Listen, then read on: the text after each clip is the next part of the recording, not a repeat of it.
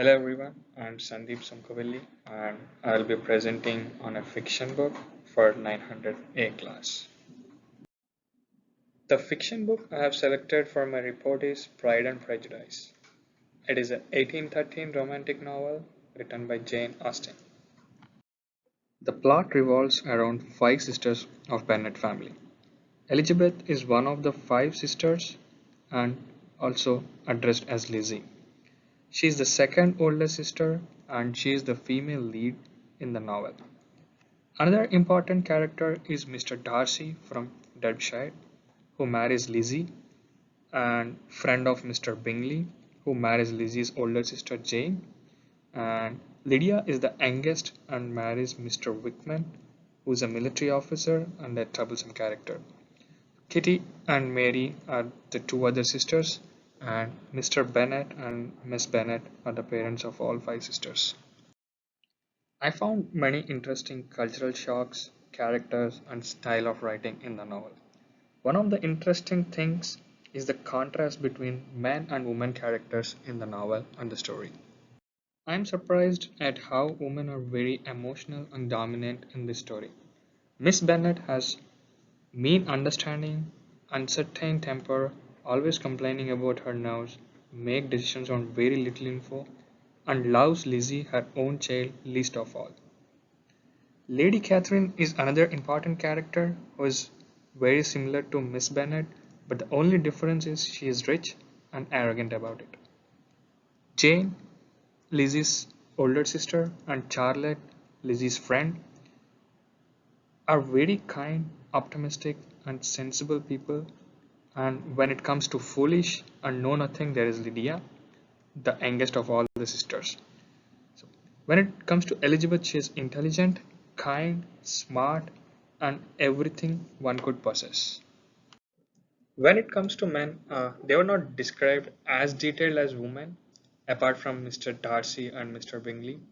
Most of the time, they were described as handsome, rich, and whether they are an officer or not, or whether they got married or not.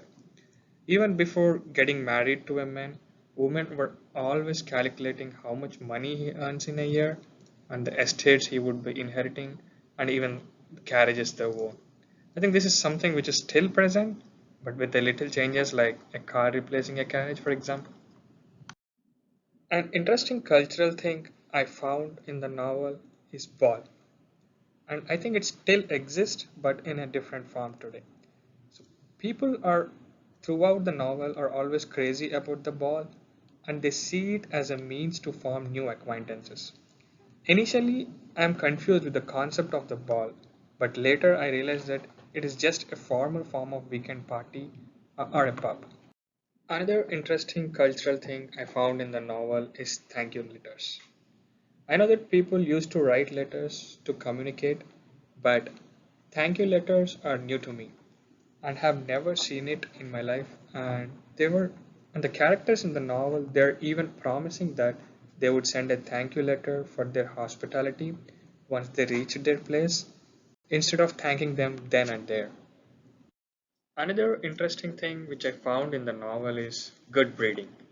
I am not sure whether this is a cultural thing or the writing style of the author.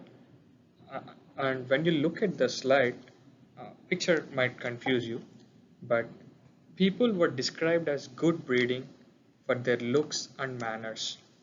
And it sounds like describing a dog, but this is the only scientific thing I could find in this book. And I am classifying it as a scientific thing because I think they mean good genes when they are talking about good breeding. When it comes to writing, there are few things I liked so much. One of them is how he described the characters. Instead of just describing the characters in a few sentences, he made them reveal themselves in their own conversations and by using Lizzie, who studies characters of people by observing them.